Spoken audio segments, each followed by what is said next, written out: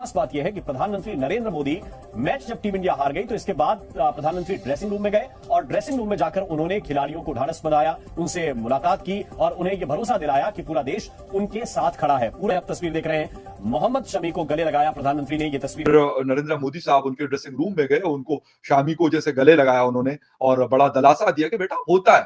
अगर आपको याद हो चंद्रयान जब उनका मिशन जो है वो कर गया था, फेलियर हुआ था उसका, तो उस वक्त भी उन्होंने जाके गले लगाया अपने साइंटिस्टों को कि बेटा कोई मसला नहीं यार, आप जीत जाओ, दोबारा से आप अपने मिशन भेजोगे और आप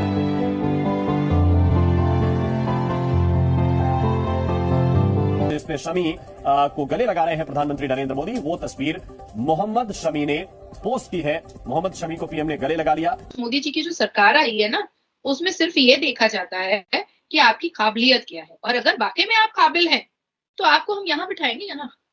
और उन्होंने मोहम्मद शमी के नाम से स्टेडियम बना दिया।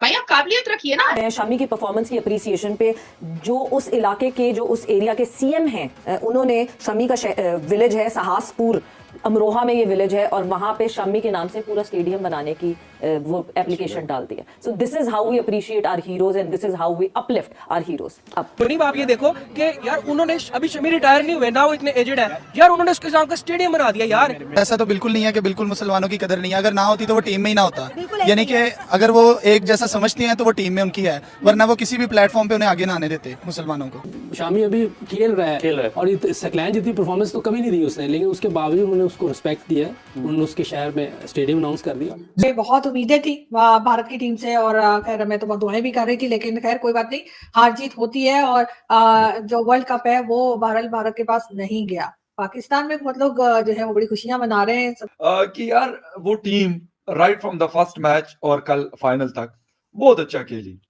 फाइनल आया, फाइनल में एक टीम ने जीतना है, एक ने हारना है। दो टीम्स आकर रह गई थी 10 में से, उसमें से एक इंडिया थी और एक ऑस्ट्रेलिया थी। अनबीटन इंडिया थी, दूसरी ऑस्ट्रेलिया की टीम थी, और यकीनन कल उन्होंने इंडिया से अच्छा खेला, इसलिए इंडिया को हरा पाई। हमारी टीम टॉप 4 में जगह नहीं बना सकी, उनकी टॉप 2 में चली गई। रनर अप टीम थी, हारना एक टीम ने था, या ऑस्ट्रेलिया हारता या इंडिया हारता, दोनों न जीत सकते थे न दोनों हार सकते थे। तो ये तो जिन लोगों का खामखा का वो जिसे कहते हैं ना कि न 3 में न 13 में, तो कह रहे हैं कि जी ओ यार ऑस्ट्रेलिया आपका कौन सा मतलब आपके लिए बड़ा वो आया हुआ है कि आप कहते हैं कि जी ओ बड़ा अच्छा हो गया कि इंडिया नहीं जीता। इंडिया से आपको क्या तकलीफ है? सबसे बड़ी बात तो ये है कि अगर इंडिया जीता था, मुझे इसलिए खुशी थी कि मेरे एशिया की टीम जीती। वो नरेंद्र मोदी साहब उनके ड्रेसिंग रूम में गए, उनको शामी को जैसे गले लगाया उन्होंने और बड़ा दिलासा दिया कि बेटा होता है।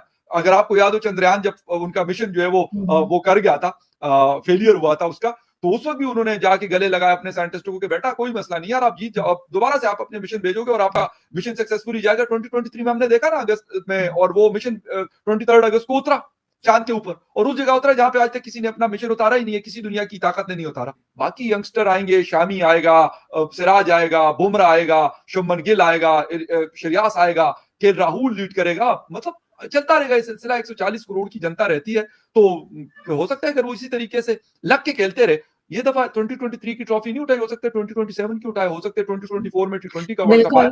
लेकिन एक चीज बिल्कुल साफ क्लियर हो गई, और इससे कोई डिनाई नहीं कर सकता है कि भारत के मुसलमान डिप्राइव नहीं है, या भारत के मुसलमानों को कुचला जा रहा है, दबाया जा रहा है, या उनको मारा पीटा जा रहा है, या उनको परेशान किया जा रहा है, या उनके मुंह से रोटी छीनी जा रही है। सब झूठ बातें हैं।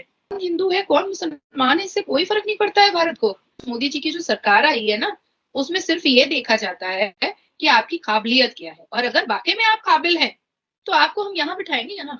साहसपुर गांव का, इतना छोटा सा उत्तर प्रदेश साहसपुर गांव का, अमरोहा डिस्ट्रिक्ट का एक किसान का बेटा, और उत्तर प्रदेश के योगी महाराज जी ने ये अनाउंस कर दिया है कि शमी के विलेज में, शमी के गांव में शमी स्टेडियम बनेगा, जहां पर वो बच्चे सीखेंगे जिनको कोई फैसिलिटी नहीं है, जिनके पास कोई पैसे का, क्योंकि किसी प्रोफेशन को सीखने के लिए बहुत पैसे की जरूरत होती है, तो वहां पर फ्री ऑफ कॉस्ट में उन बच्चों को सिखाया जाएगा जो क्रिकेट में बहुत दिलचस्पी रखते हैं, बट बिकॉज ऑफ पैसा नहीं कर पाते हैं। तो ये शमी स्टेडियम में उन बच्चों को ट्रेनिंग दी जाएगी, और बड़े बड़े प्लेयर जाकर के ट्रेनिंग देंगे। ये वही योगी जी हैं जिनके बारे में ना जाने कितनी झूठी अफवाह पाकिस्तान में और भारत के मुसलमानों ने फैलाई कि योगी जी तो मुसलमानों को पसंद नहीं करते हैं, बुलडोजर चला देते हैं, और उन्होंने मोहम्मद शमी के नाम से स्टेडियम बना दिया।